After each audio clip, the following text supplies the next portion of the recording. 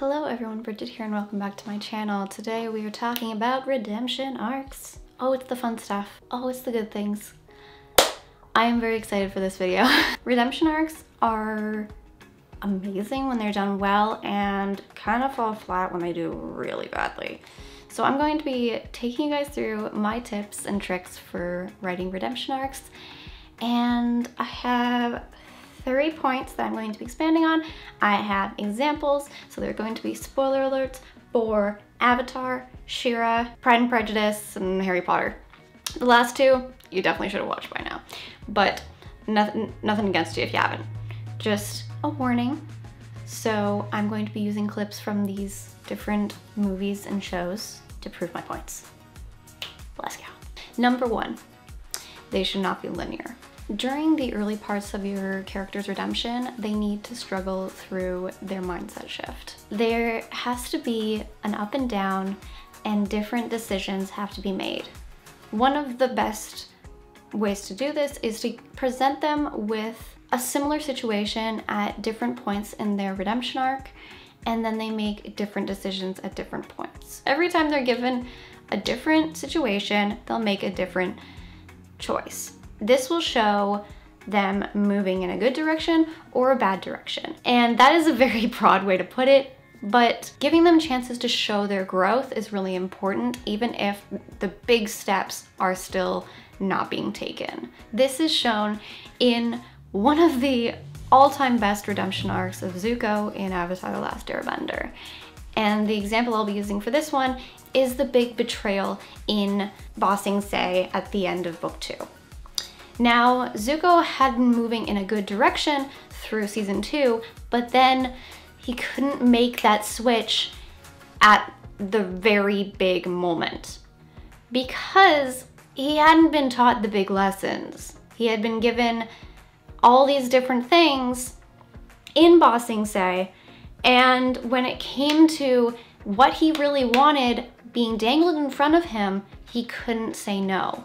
So that's an example of one of the big moments that is not taken at the first try. And that is so important because you can't just say, I've been good for a little while, so I'm gonna be good forever. It doesn't work that way. This leads me on to my next point, which is that they can get what they want. In book 3, Zuko gets what he wants. He goes back to the Fire Nation. He gets his father's approval. Another example of this is Catra in She-Ra and Princess of Power. She gets to be Force Captain, which is what she wanted. She gets Shadow Weaver's job, which is what she wanted. But she loses all of her friends, which changes everything. In Zuko's case, he loses his uncle, which changes everything. This is everything they wanted, but not what they needed. Number 2, their views have to change. Now, I watched this great video by Hello Future Me. I'll leave a link to his video down in the description if you guys want to check that out. It's really good. He goes way more in depth than I'm going to do in this video, so I highly recommend it. Go check it out. And in his video, he talks about a trifecta of redemption, which goes into the character's want, or what they're striving for, their view of themselves, and their view of the world.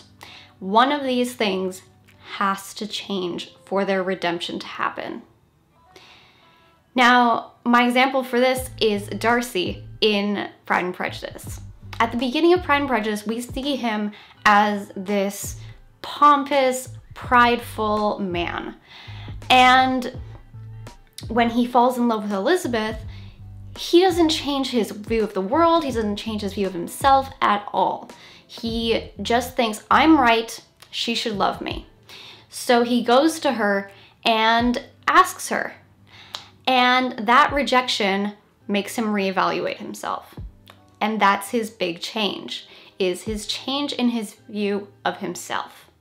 He sees that he's been treating people very badly, especially his friends and Elizabeth's family and her, really. Like, he's just like treating everyone poorly.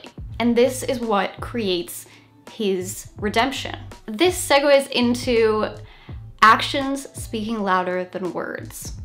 You can't have your characters simply say, "I'm good now," or "my past makes up for what I'm doing now."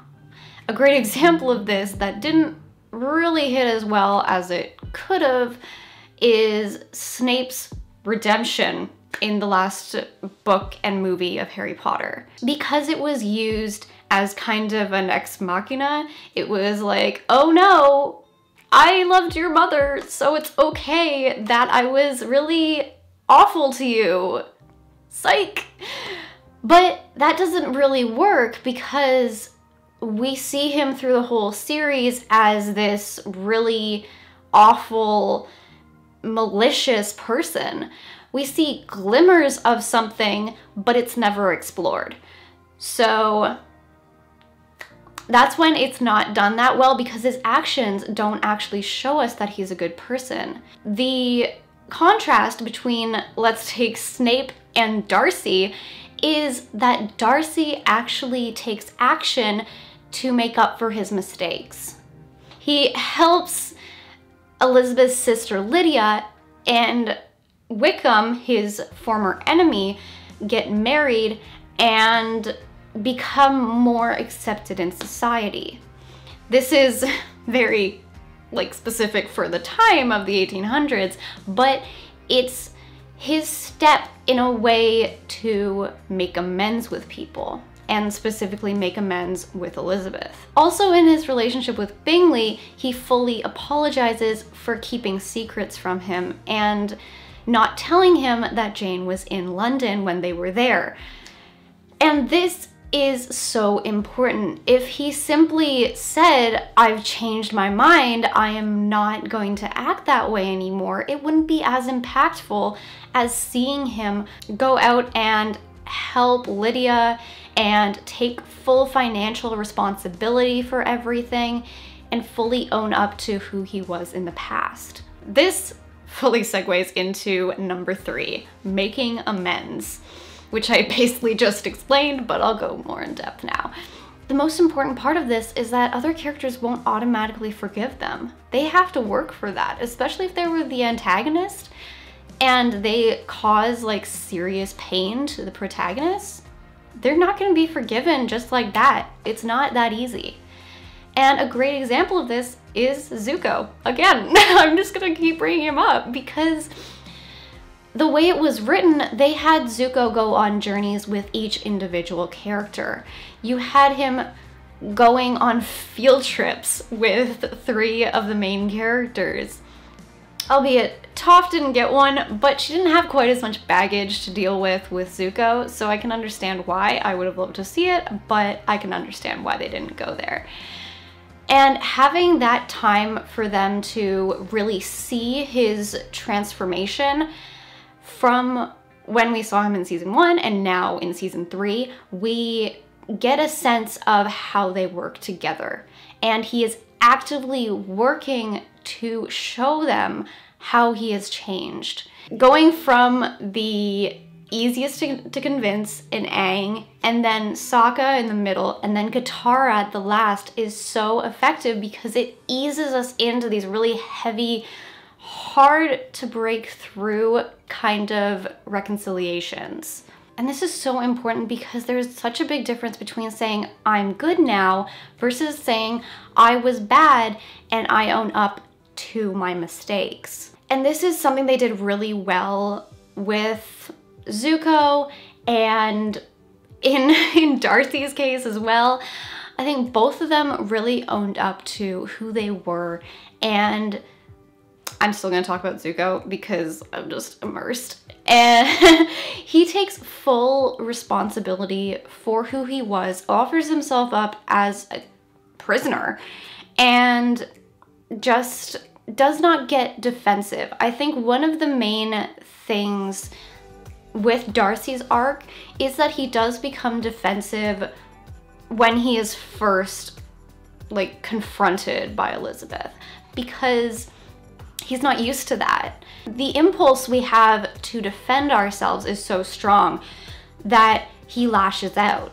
And having to work through that as he has to progress past his prideful nature is so important, and what makes his redemption so important. And having the symmetry between his confrontation with Elizabeth and the proposal at the end of the story is him quoting her comments in that confrontation, and knowing that it stuck with him and was basically a reminder of who he was. What did you say of me that I did not deserve? My behavior to you at the time was unpardonable. I can hardly think of it without abhorrence. Your reproof I shall never forget. Had you behaved in a more gentlemanlike manner, you know not how those words have tortured me. This is such a cool tactic because symmetry can show us how much a character has grown. And having this direct quotation by him is so important. Characters sometimes need that punch. It's not always a nudge. Sometimes it's a freaking punch. They need to be shoved so hard just to make a move and change. To summarize, your redemption arc should not be linear. You need your characters to make mistakes and make good decisions on different circumstances. Their views have to change, either of the world, of themselves, or of what they're fighting for. Actions speak louder than words, and you need them to act on who they are for it to really hit your audience. And finally, making amends. They need to reconcile with the people that they hurt and work through who they were so that they can make a journey into who they want to become.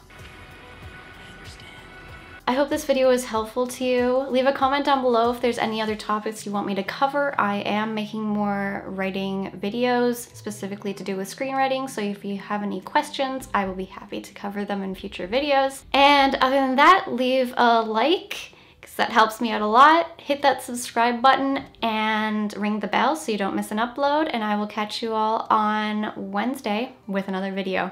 Bye!